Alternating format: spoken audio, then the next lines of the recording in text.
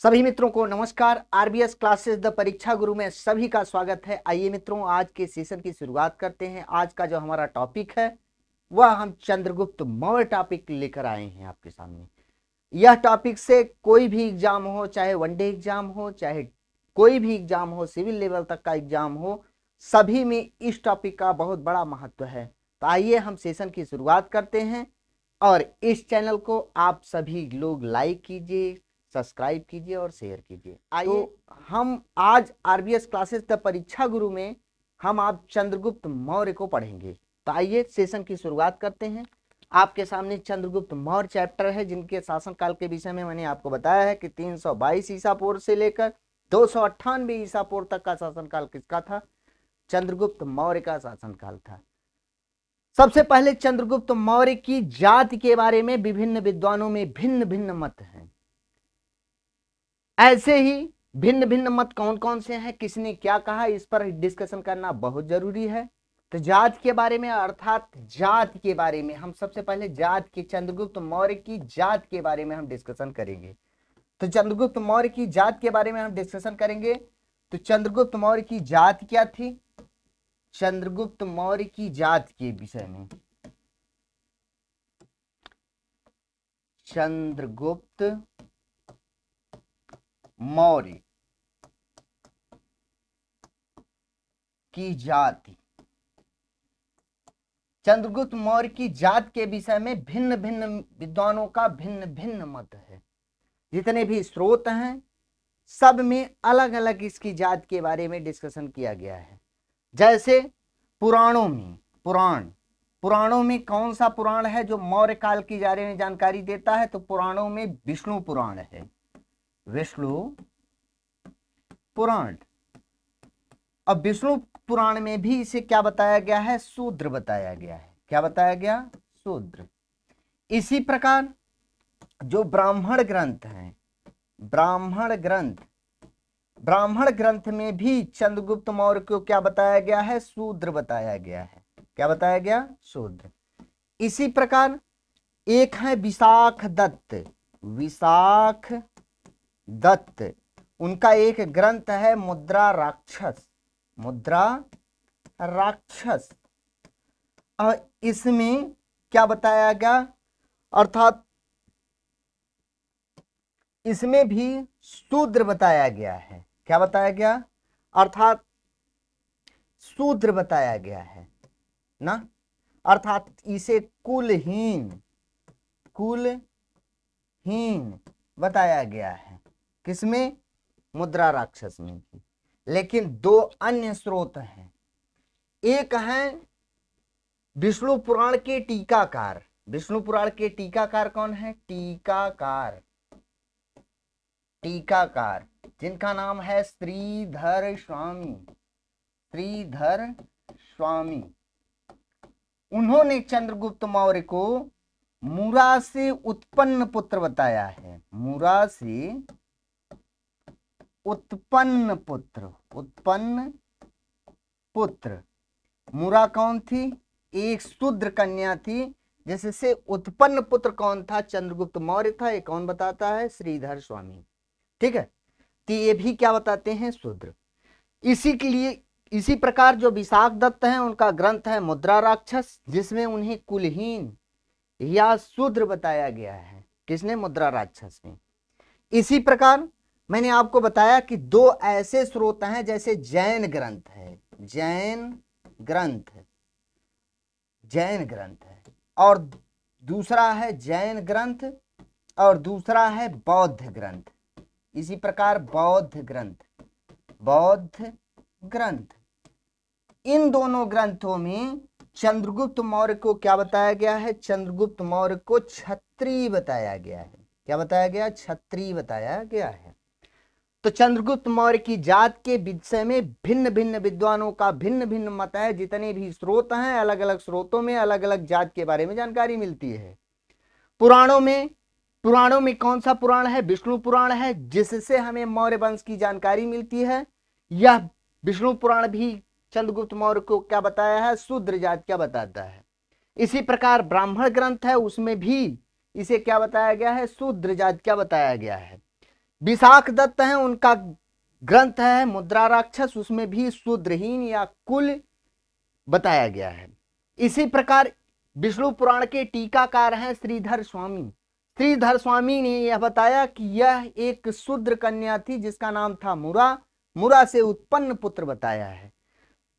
दो ग्रंथ हैं जैसे जैन ग्रंथ और बौद्ध ग्रंथ। इन दोनों ग्रंथों में चंद्रगुप्त मौर्य को क्षत्रिय जात क्या बताया गया है। तो इसकी जात के बारे में सबसे पहले हम जानेंगे। भिन्न भिन्न जातियों का अर्थात भिन्न भिन्न स्रोतों में भिन्न भिन्न जातियां बताई गई हैं। ज्यादातर जातियां इसे क्या बताती है, ज्यादातर जो स्रोत हैं उसमें इसे शूद्र बताया गया है। आगे बात आती है यूनानी लेखकों की। यूनानी लेखकों ने इसे भिन्न भिन्न नामों से संबोधित किया है। कौन? यूनानी लेखक। जो यूनानी लेखक हैं, यूनानी लेखक इसे भिन्न भिन्न नामों से चंद्रगुप्त मौर्य को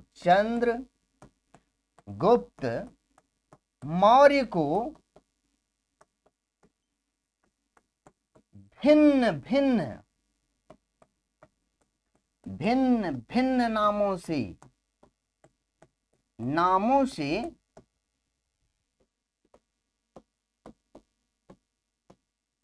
संबोधित किया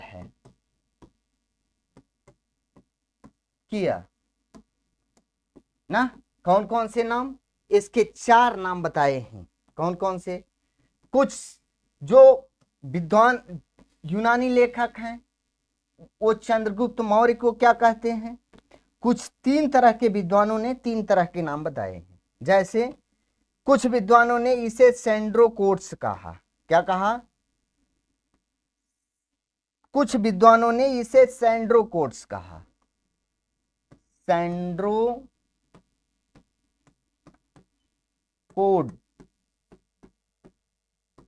ना। वो कौन कौन से विद्वान थे? एक थे स्ट्रैबो और दूसरे थे जस्टिन। ये दोनों विद्वान चंद्रगुप्त मौर्य को क्या बताते हैं? सेंड्रोकोट्स बताते हैं। दूसरे जो विद्वान हैं वो क्या मानते हैं? एंड्रोकोट्स बताते हैं। एंड्रोकोट्स।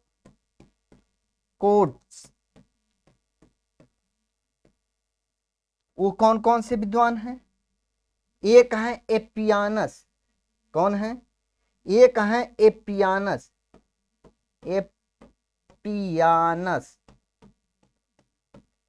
तथा दूसरे हैं प्लूटार्क। कौन है? प्लूटार्क।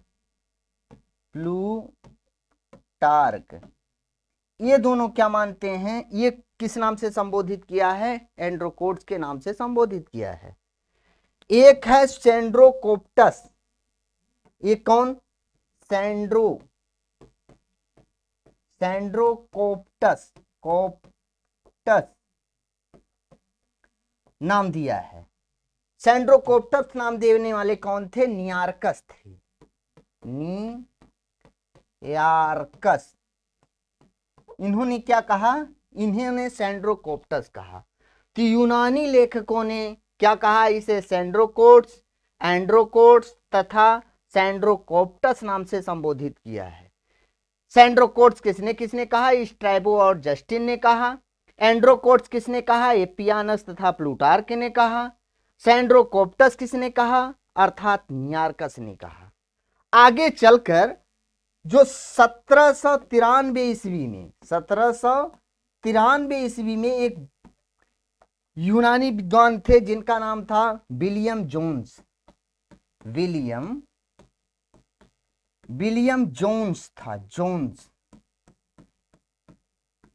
विलियम जोन्स ने इन तीनों नामों का, कौन कौन से? सेंड्रोकोट्स,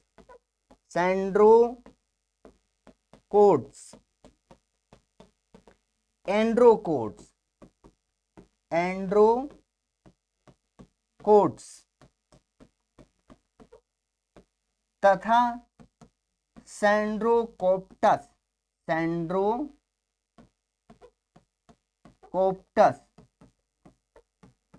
इन तीनों का संबंध किससे स्थापित किया, अर्थात चंद्रगुप्त मौर्य से स्थापित किया, चंद्रगुप्त मौर्य से स्थापित किया, मौर्य से स्थापित किया। तो कितना बेहतरीन क्वेश्चन, हर एग्जाम में ये पॉइंट ऑफ एग्जाम के दृष्टिकोण से देखा जाए तो सबसे महत्वपूर्ण क्वेश्चन यहां निकल कर आता है। पहला क्वेश्चन आता है कि किस यूनानी लेखक ने सैंड्रोकोट्स कहा, किस यूनानी लेखक ने एंड्रोकोट्स कहा, किस यूनानी लेखक ने इसे सैंड्रोकोप्टस कहा, और किसने इन तीनों का संबंध चंद्रगुप्त मौर्य से स्थापित किया कि भैया ये जो तीनों अलग अलग नाम हैं, यह नाम केवल और केवल चंद्रगुप्त मौर्य का है। यह कहने वाले कौन थे, विलियम जोन्स। कब कहा, 1793 ईस्वी में। तो इनको विभिन्न नामों से जाना जाता है।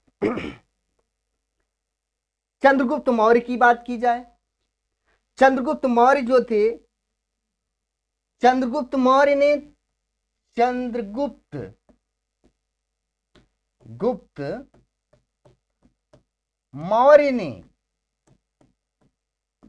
अपने गुरु, जिनका नाम था कौटिल्य, इनके गुरु का क्या नाम था, गुरु आपके सामने दिखाई दे रहे हैं, ये देखिए, इनके गुरु का नाम था क्या, कौटिल्य, जिन्हें क्या कहा जाता है, कौटिल्य या चाणक्य कहा जाता है, चाणक्य, चाणक्य, चाणक्य।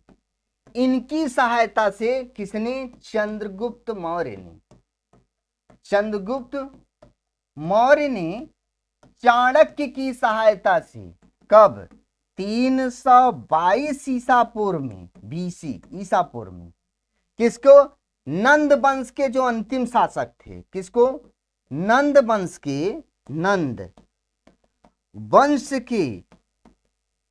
के अंतिम शासक घनानंद का वध किया और किसकी स्थापना की, अर्थात घनानंद की हत्या की, हत्या की, और किसकी स्थापना की, अर्थात मौर्य वंश की स्थापना की, मौर्य वंश की स्थापना की, वंश की स्थापना की, स्थापना। तो मौर्य वंश की स्थापना किसने की, अर्थात चंद्रगुप्त मौर्य ने। तो चंद्रगुप्त मौर्य ने कौटिल्य की या चाणक्य की सहायता से 322 ईस्वी में नंद वंश के अंतिम शासक जो घनानंद था उसकी हत्या की और मौर्य वंश की स्थापना की। किस लिए हत्या की, इसकी कहानी थोड़ा सा सुनिए। चंद्रगुप्त मौर्य एक, अर्थात जो कौटिल्य था, एक विद्वान था। यह तक्षशिला विश्वविद्यालय में पढ़ा और अध्ययन भी किया और अध्यापन भी किया। उस समय जो पाटलिपुत्र में शासन कर रहा था वो नंद वंश का शासन था और घनानंद पाटलिपुत्र में शासन कर रहा था। पाटलिपुत्र एक राजधानी थी मगध की, और इस समय पाटलिपुत्र शिक्षा का प्रमुख केंद्र भी था। चाणक्य जो है पाटलिपुत्र आया और घनानंद ने चाणक्य का अपमान किया। जब चाणक्य का घनानंद ने अपमान किया तो चाणक्य जा रहा था, रास्ते में विंध्य क्षेत्र में एक जगह कुछ चरवाहे के बच्चे बैठकर कुछ खेल खेल रहे थे। एक खेल था राजकीलम, राजकीलम खेल खेल रहे था। जो बालक, छोटा बालक था, एक छोटा बालक था, वह क्या बना था, राजा बना था और सारे बच्चों को आदेश दे रहा था। सारे बच्चे उसके आदेशों का पालन कर रहे थे। चाणक्य को लगा कि यही बच्चा जो है घनानंद का क्या कर सकता है, वध कर सकता है, इसमें राजा के गुण हैं।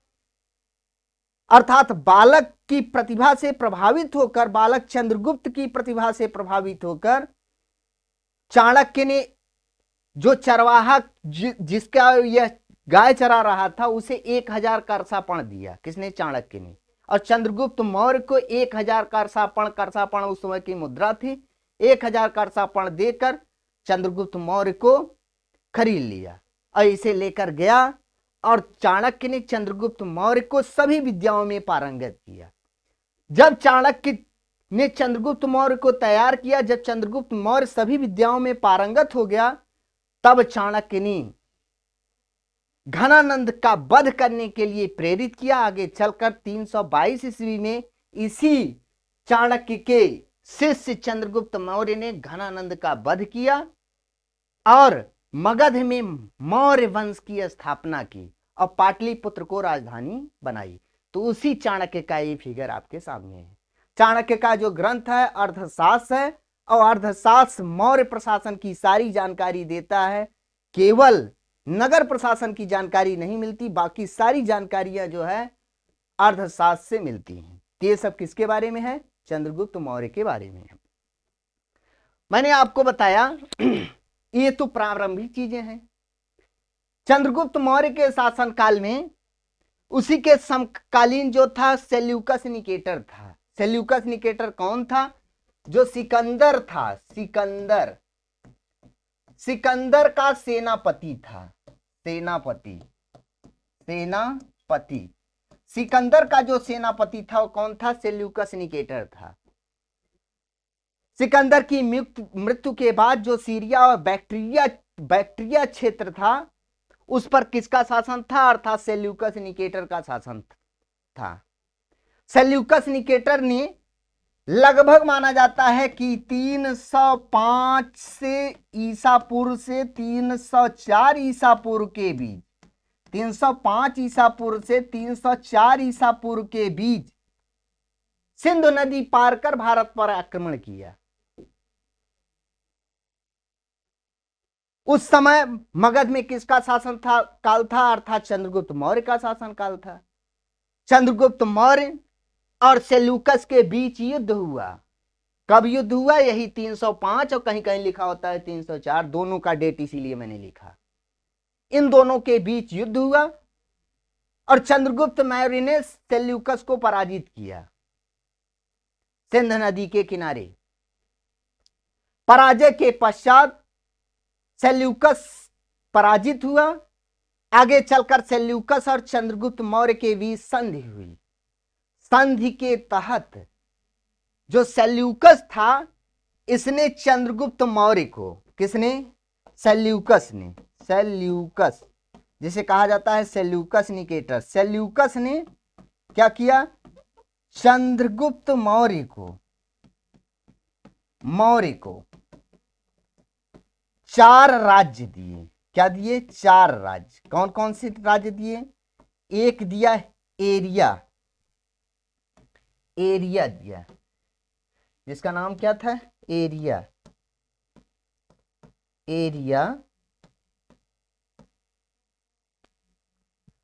अराकोसिया,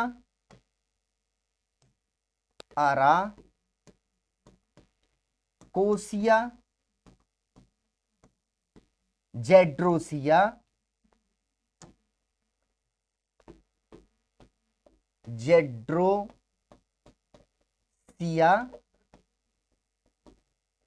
तथा एक राज्य और है पेरोपनिषदाई। कौन सा राज्य है? पेरोपनिषदाई।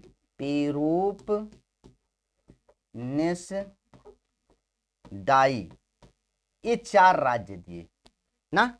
अब अलग अलग एग्जाम में अलग अलग दृष्टिकोण से क्वेश्चन पूछा जाता है कि एरिया का वर्तमान नाम क्या है, अराकोसिया का वर्तमान नाम क्या है, जेड्रोसिया का वर्तमान नाम क्या है, पेरोपनिषदाई का वर्तमान नाम क्या है। बहुत ही एग्जाम की दृष्टिकोण से महत्वपूर्ण है। जैसे एरिया का वर्तमान नाम हेरात है,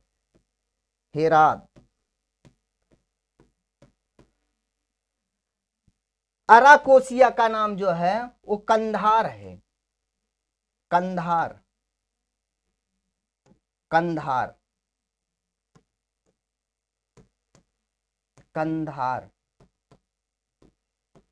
इसका नाम जो है क्या है? इसका जो नाम है काबुल है, और इसका है मकरान। क्या नाम है? मकरान।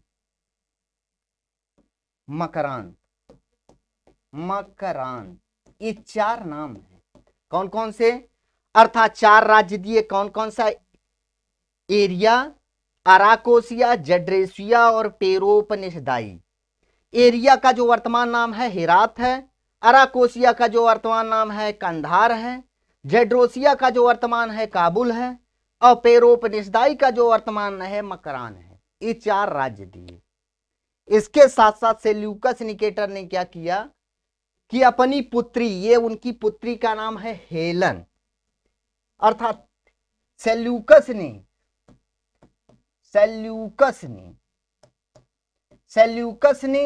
अपनी पुत्री, उनकी पुत्री थी जिसका नाम था हेलेना। क्या नाम था? हेलेना।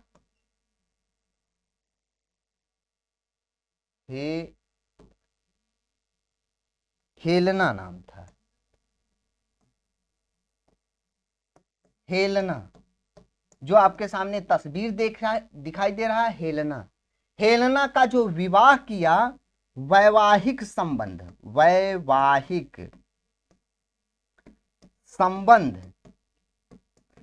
किसके साथ स्थापित किया? चंद्रगुप्त मौर्य के साथ स्थापित किया। तो ये है हेलेना का विवाह किसके साथ हुआ? चंद्रगुप्त मौर्य के साथ हुआ। यह पहला अंतरराष्ट्रीय विवाह माना जाता है। तो इतिहास में पूछा जाता है कि पहला वह कौन सा विवाह था जो अंतरराष्ट्रीय विवाह के रूप में माना जाता है? तो चंद्रगुप्त मौर्य और हेलेना के बीच विवाह माना जाता है। यह किसकी, हेलेना किसकी पुत्री थी? सेल्यूकस निकेटर की पुत्री थी। सेल्यूकस ने अपने राजदूत, इनके राजदूत का नाम था क्या नाम था? मेगस्थनीज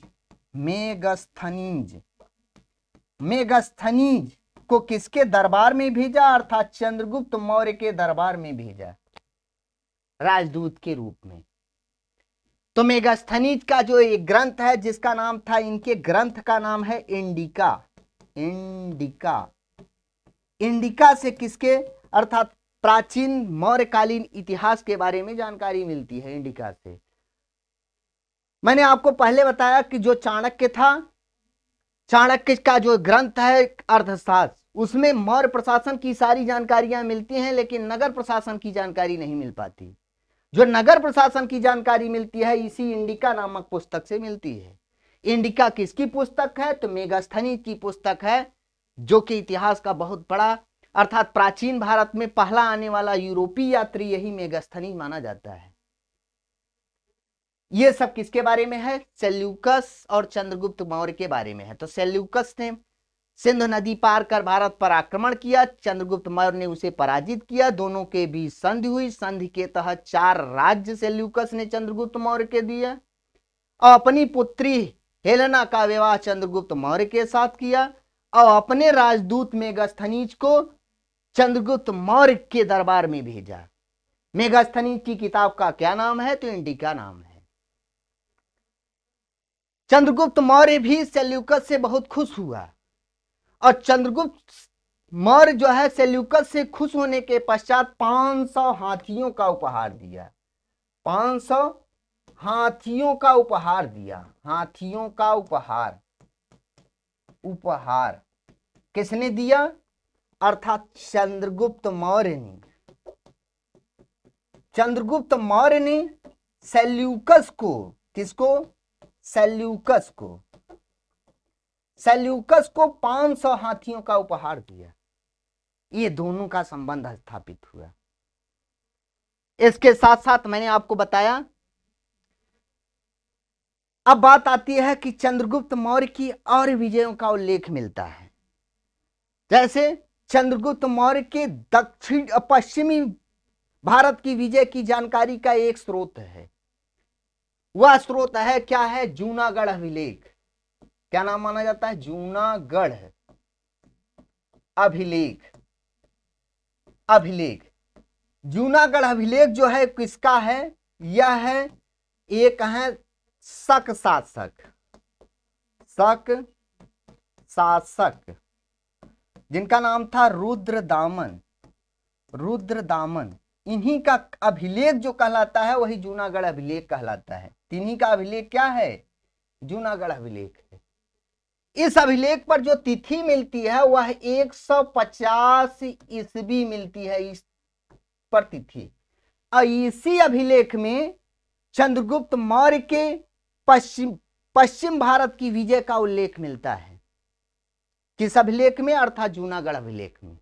जूनागढ़ अभिलेख से जानकारी मिलती है कि चंद्रगुप्त मौर्य ने पश्चिम भारत में विजय किया था। जूनागढ़ अभिलेख जो है, इसके बारे में इतिहास में बहुत सारी जानकारियां स्टोर करके रखा जाता है। जूनागढ़ अभिलेख से तमाम क्वेश्चन पूछे जाते हैं।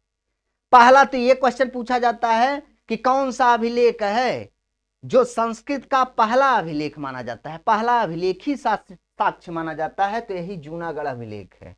तो यह संस्कृत भाषा में लिखा गया पहला अभिलेख माना जाता है संस्कृत में। इस अभिलेख से सर्वाधिक जो जानकारी मिलती है वो सुदर्शन झील की जानकारी मिलती है। कौन सी झील है? सुदर्शन झील है। सुदर्शन झील है। सुदर्शन झील की सर्वाधिक जानकारी मिलती है। इसी अभिलेख से जानकारी मिलती है कि चंद्रगुप्त मौर्य के शासनकाल में सौराष्ट्र प्रांत का, कौन सा? सौराष्ट्र प्रांत का राज्यपाल जो था, राज्यपाल वो कौन था? पुष्य गुप्त वैश्य था। वैश्य। सौराष्ट्र प्रांत का राज्यपाल जो था वो पुष्यगुप्त वैश्य था। पुष्यगुप्त वैश्य ने स्वर्ण सिक्ता गिरिनार पर्वत पर, किस पर? गिरिनार पर्वत पर,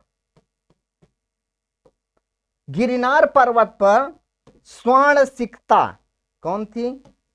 स्वर्ण सिक्ता तथा पलाशिनी, पलाशिनी नदी के जल को रोका और इसी से क्या किया? सुदर्शन झील का निर्माण कराया। ये जो आपके सामने है ये है सुदर्शन झील, इसका निर्माण कराया। तो जो सुदर्शन झील का निर्माण कराया गया वो किसके शासनकाल में कराया गया? चंद्रगुप्त मौर्य के शासनकाल में कराया गया। आगे हम दूसरे वीडियो में आपको सुदर्शन झील का, इससे नहरों का निर्माण कराने वाले कौन थे? अशोक के शासनकाल में कराया गया। रुद्रदामन के समय में ये सुदर्शन झील क्षतिग्रस्त हो गया था, सुविशाख था, उसने क्या किया कि सुदर्शन झील की मरम्मत कराई। स्कंदगुप्त के शासनकाल में पर्णदत्त था, पर्णदत्त ने क्या किया कि सुदर्शन झील का जीर्णोद्धार कराया और वहीं पर चक्रभ देवता, चक्रभ देवता का मतलब होता है विष्णु देवता, विष्णु देवता की मूर्ति स्थापित कराई। तो ये सब सुदर्शन झील का एक वीडियो हम लेकर आपके सामने पुनः प्रस्तुत होंगे। तो ये जूनागढ़ अभिलेख से ये सब सारी जानकारियां निकलती है। तो जूनागढ़ अभिलेख कंपटीशन के दृष्टिकोण से, चाहे छोटा एग्जाम हो चाहे बड़ा एग्जाम हो, इन सभी एग्जामों में इसका बहुत बड़ा योगदान माना जाता है। तो कौन कौन सा अब जानकारी मिलती है कि जूनागढ़ अभिलेख किसका है? तो रुद्रदामन का है। रुद्रदामन कौन थे? तो शासक थे। रुद्र जो जूनागढ़ अभिलेख है उस पर तिथि क्या मिलती है? तो 150 ईस्वी मिलती है। यह अभिलेख कैसा है? तो संस्कृत भाषा में मिला पहला अभिलेख है। इस अभिलेख से किसकी जानकारी मिलती है? तो चंद्रगुप्त मौर्य के पश्चिम भारत की विजय की जानकारी मिलती है। इस अभिलेख से और क्या जानकारी मिलती है? सर्वाधिक जो जानकारी मिलती है सुदर्शन झील की जानकारी मिलती है। सुदर्शन झील की जानकारी क्या मिलती है कि इस अभिलेख से जानकारी मिलती है चंद्रगुप्त मौर्य के शासनकाल में सौराष्ट्र प्रांत का राज्यपाल जो था वो पुष्यगुप्त वैश्य था, जिसने गिरिनार पर्वत पर स्वर्ण सिक्ता तथा पलाशिनी नदी के जल को रोका और सुदर्शन झील का निर्माण कराया। ये जानकारी मिलती है। अशोक के शासनकाल में मैंने बताया कि अशोक के शासनकाल में इसी सुदर्शन झील से नहरों का निर्माण हुआ। रुद्रदामन के समय में सुदर्शन झील क्षतिग्रस्त हो गया था, तो रुद्रदामन के समय में जो सौराष्ट्र प्रांत का राज्यपाल था वो सुविशाख था, उसने क्या किया कि सुदर्शन झील का जीर्णोद्धार कराया।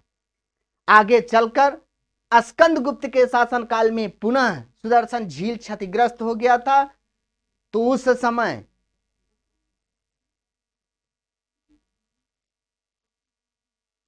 अर्थात स्कंदगुप्त के समय में जीर्णोद्धार कराया गया और क्या किया गया, वहां चक्रव देवता की मूर्ति स्थापित कराई गई। तो ये सब जूनागढ़ अभिलेख से जानकारी मिलती है। और क्या जानकारी, इस प्रकार मैंने आपको बताया कि पूरे भारत पर विशाल साम्राज्य की स्थापना करने वाला कौन था, चंद्रगुप्त मौर्य ही था। अगर देखा जाए तो इसके चंद्रगुप्त मौर्य का जो उत्तराधिकारी था वह था कौन, चंद्रगुप्त मौर्य का जो उत्तराधिकारी था, मौर्य का उत्तराधिकारी जो था, चंद्रगुप्त मौर्य का जो उत्तराधिकारी था वह था बिंदुसार। बिंदुसार बिंदुसार ने कोई विजय नहीं की, जबकि बिंदुसार का पुत्र जो था वह अशोक था। अशोक ने केवल एक विजय किया था, कलिंग विजय किया था। कलिंग विजय किया था। कलिंग कहां है, तो कलिंग ये आपके सामने उड़ीसा राज्य है और उड़ीसा में ही कलिंग है, यही विजय किया था। अशोक के अभिलेखों में उसके पड़ोसी राज्यों का उल्लेख मिलता है। पड़ोसी राज्य कौन कौन से थे आपके सामने दिया गया है कि एक चोल था, चेर था, पांड्य था, सत्यपुत्र और ताम्रपाणी। ताम्रपाणी का मतलब होता है श्रीलंका। सतीपुत्र दिया गया है।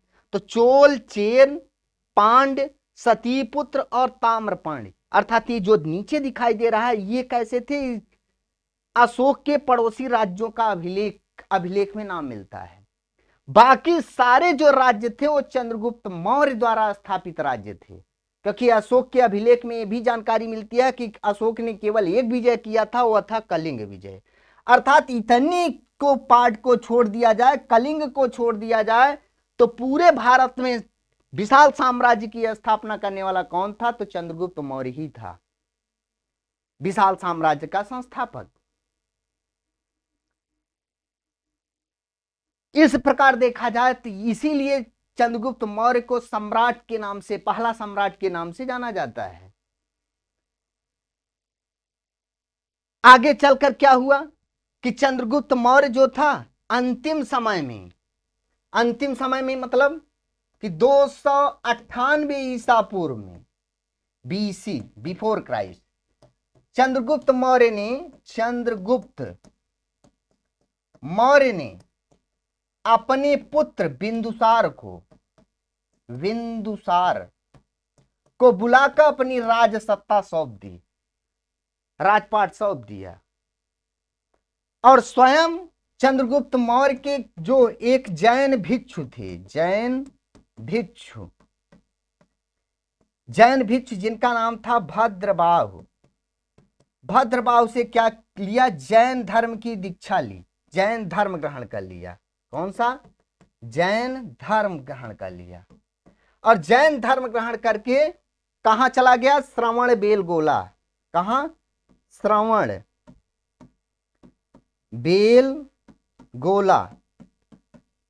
बेलगोला। यह कहां है, यह कर्नाटक है, कर्नाटक में है। और श्रावण की बेलगोला चला गया। और यहीं पर जैन धर्म में एक है संलेखना व्रत करते हुए क्या किया, मृत्यु को प्राप्त किया। संलेखना व्रत किया और मृत्यु को प्राप्त किया। तो जो आपके सामने फिगर दिखाई दे रहा है ये कहां है, श्रवण बेलगोला में। यह यहां एक है चंद्रगिरी पर्वत,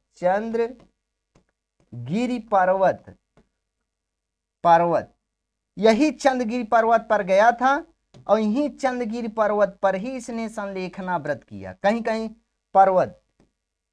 कहीं कहीं मिलता है कि चंद्रगिरी नगर भी बसाया, और चंद्रगिरी नगर बसाया और वहीं चंद्रगिरी नामक एक मंदिर का निर्माण भी कराया था।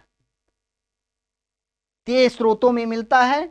तो इस प्रकार देखा जाए तो 298 ईसा पूर्व में चंद्रगुप्त मौर्य ने अपने पुत्र बिंदुसार को राजसत्ता सौंप कर कहां चला गया, जैन भिक्षु भद्रबाहु से जैन धर्म की दीक्षा ली और दीक्षा लेकर कहां चला गया, श्रवण बेलगोला चला गया।